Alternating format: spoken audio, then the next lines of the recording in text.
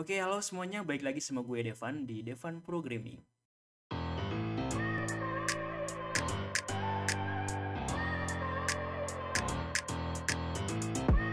Di video kali ini kita bakalan bahas tentang gimana caranya untuk mendapatkan skor performa loading yang tinggi di website kita sesuai dengan judul sama thumbnailnya. Nah, kenapa penting? Karena untuk menghindari yang namanya itu bounce rate tinggi atau ketika orang mengunjungi website kita karena loadingnya lama, lalu customer atau visitor akan meninggalkan website kita gitu. Nah, itu sangat merugikan sekali. Jadi di video kali ini kita bakalan bahas tentang gimana caranya mendapatkan website dengan loading cepat gitu, supaya visitor kita nyaman berada di website kita karena loadingnya cepat gitu. Jadi ada beberapa hal yang bakalan kita bahas. Oke, langsung aja kita ke kasusnya. Oke, sekarang kita udah di PageSpeed Insight, yang dimana tools dari Google yang memungkinkan kita untuk melihat performa website kita gitu. Di sini gue udah cobain yang Eastern Boss di versi desktopnya. Ini dia performanya 98, which is good. Nah, ini ada indikatornya 90 sampai 100 hijau, 50 sampai 98 itu di tengah-tengah, middle, 0 sampai 49 ini sangat jelek gitu. Pastinya website ini bakalan lemot banget gitu. Di sini kita bisa lihat first contentful pane-nya 0,9 detik, speed index-nya 0,9 detik, large contentful pane-nya 1 detik, time to interaction 1 detik, total blocking time, nah ini yang sulit, 60 millisecond. Terus kumulatif layout shift-nya 0,013. Nah, di sini kita bisa analisa juga apa kekurangan dari website kita gitu. Nah, ini gua ada yang masih miss, makanya nggak 100%, atau nggak 100, masih ada yang miss, yaitu kedalaman dari si kontennya. Soalnya gue pakai section di dalam section. Dan di sini mempengaruhi juga. Untuk yang lainnya aman, sangat aman sekali. Nah, terutama di bagian image biasanya ada warning bahwa image kita size-nya kegedean. Nah, di kasus gue ini nggak ada. Nah, apa rahasianya? Kita langsung aja ke kasusnya. Coba kita buka dulu easternboss.com. Nah, cepet banget kan? Nah, ini dia. Sebenarnya ini website company gue punya. Kalian bisa masuk dan lihat servisnya juga gitu. Oke, kita langsung aja ke dashboardnya.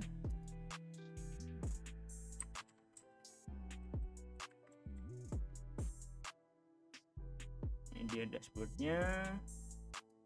Oke, lalu login.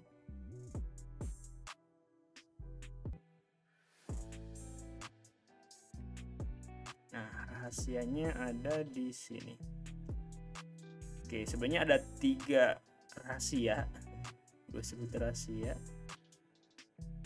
Yang pertama itu dari plugin. Nah, untuk pluginnya gue pakai WP Rocket.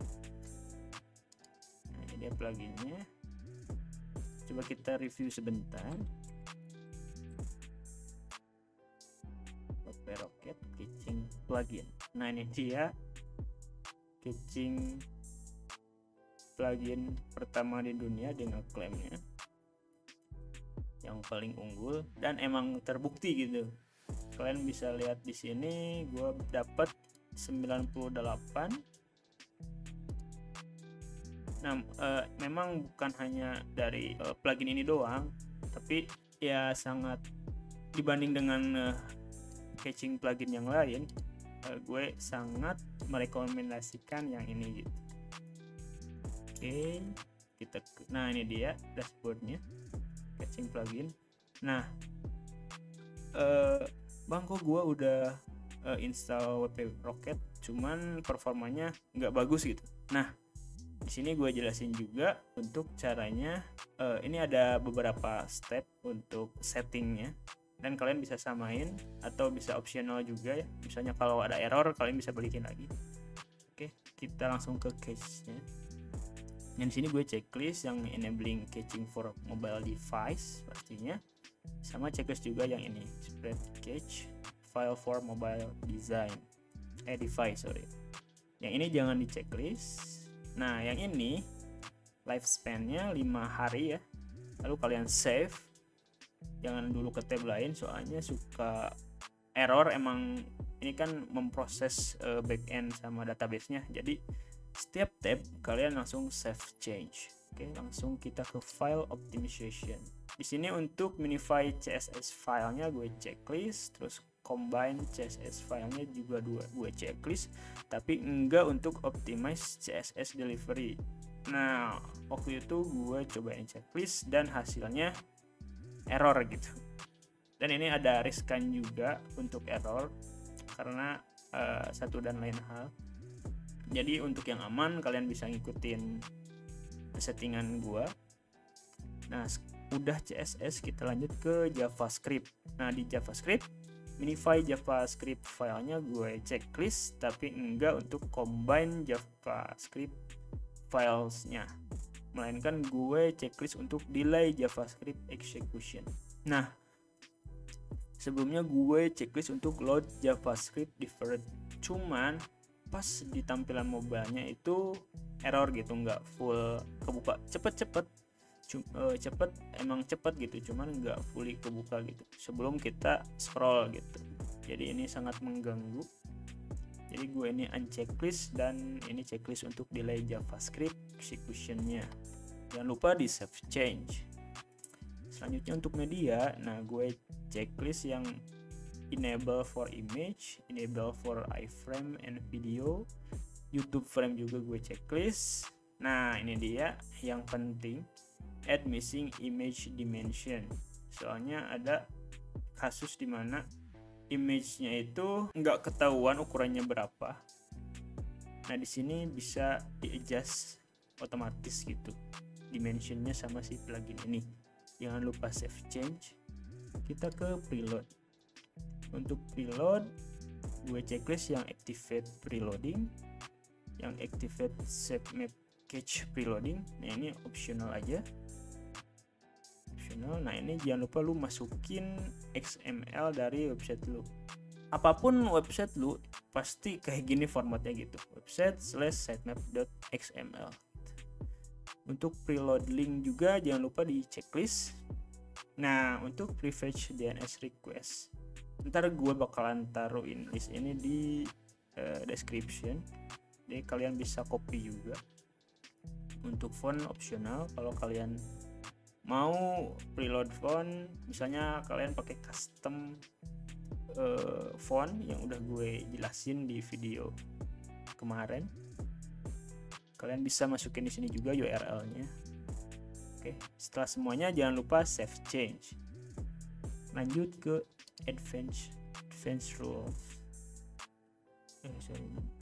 Nah, ini gue nggak pakai, cuman kalau kalian yang udah jago banget kalian bisa pakai ini. Nah, selanjutnya untuk database revision gue checklist, auto draft enggak gue checklist soalnya takutnya kita bakalan rollback atau kita undo perubahan yang udah kita bikin, ntar ke ini kehapus gitu. Nah, untuk transpose-nya gue checklist juga, spam gue checklist, trash comment juga gue checklist, all transition juga gue checklist. Nah, untuk database-nya gue checklist juga optimize table-nya. Nah, untuk automatic clean up-nya gue set yang weekly. Nah, setelah itu jangan lupa save change and optimize.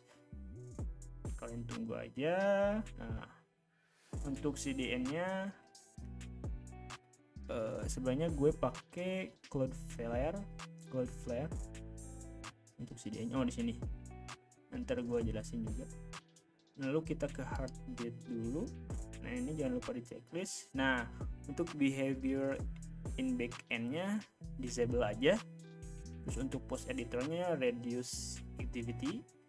Untuk behavior in front end-nya disable juga gitu. Nah sebelumnya ini reduce activity semuanya, kalian disable aja dua ini, kalian aktifkan yang post editor aja, lalu save change, jangan lupa. Nah di sini ada add-on. Nah sebenarnya kalian bisa pakai yang WebP compatibility, nanti gue jelasin.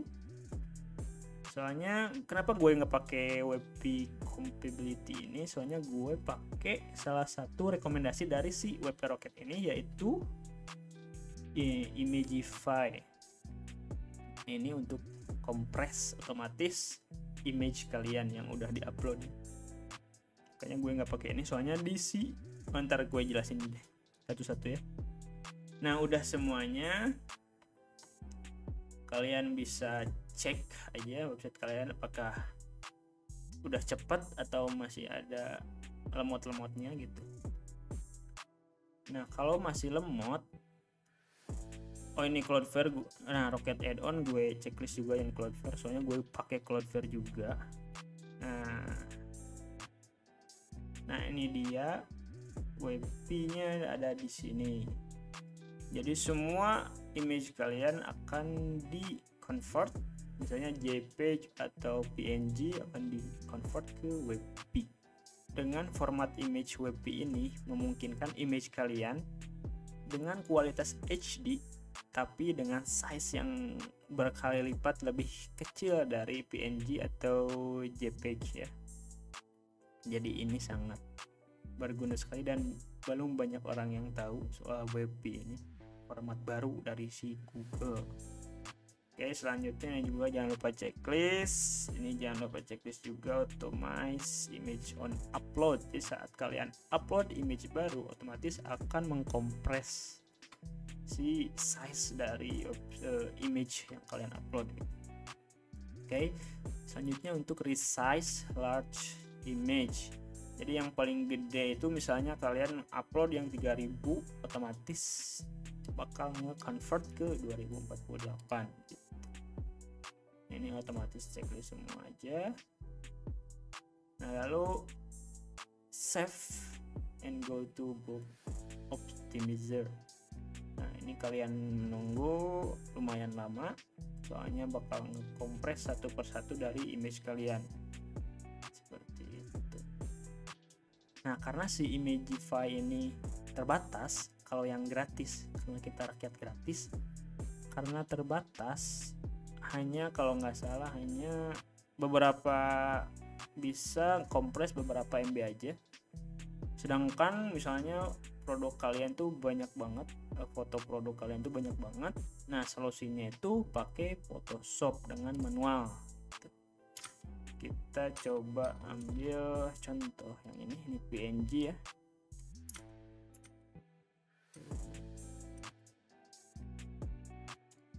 PNG.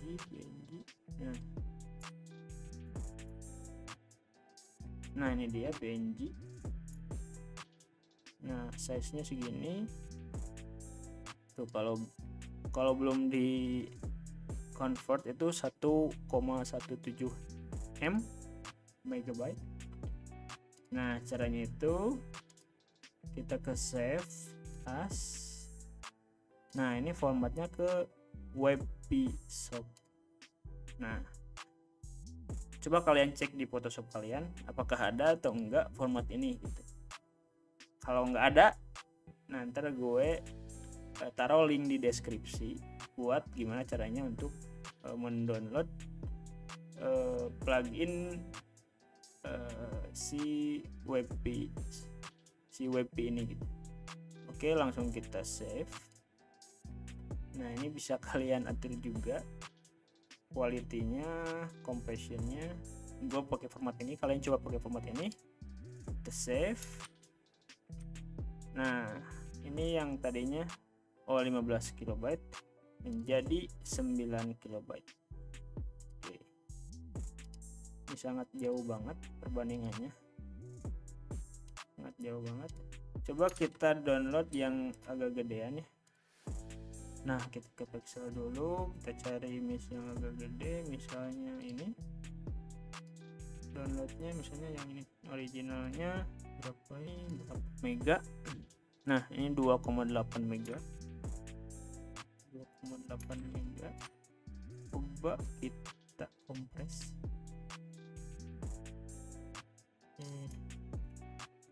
Kita kompres ke format WebP-shop. Oke, coba kita sesuai format ini. Oke, selesai. 28 jadi 900 kilobyte. Nah, sangat jauh sekali perbedaannya. Nah, untuk mensiasatinya biar kecil banget, kalian bisa ukurannya kalian bisa kecilin. Misalnya 1920 untuk widthnya. Nah, sekarang coba kita, ini kan masih HD kan, masih keren banget.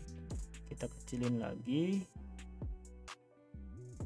as WebP. Oke. Nah, sekarang menjadi 100 kilobyte. Nah, seperti itu untuk perbandingannya gitu. Dari 2 MB bisa jadi 100 kilobyte. Seperti itu.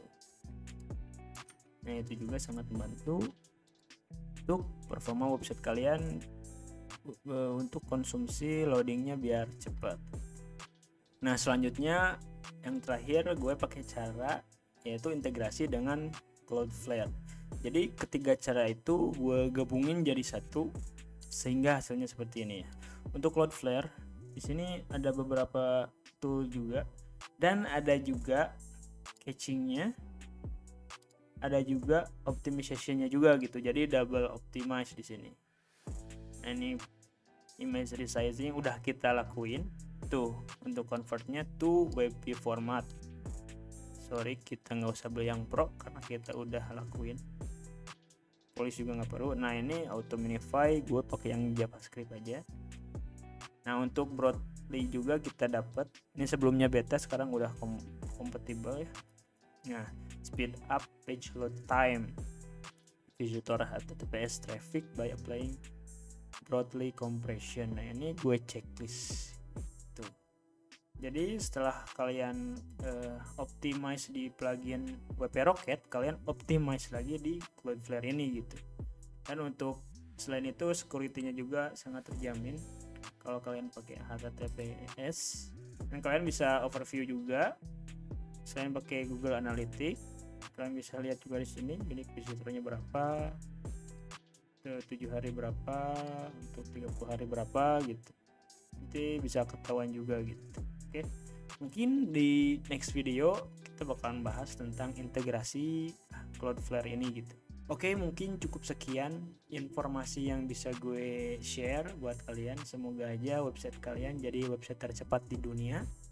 Oke, silakan like, comment, and share channel ini jika video ini bermanfaat untuk kalian. Dan biar channel ini semakin berkembang. Gue Devan, sampai jumpa di video selanjutnya.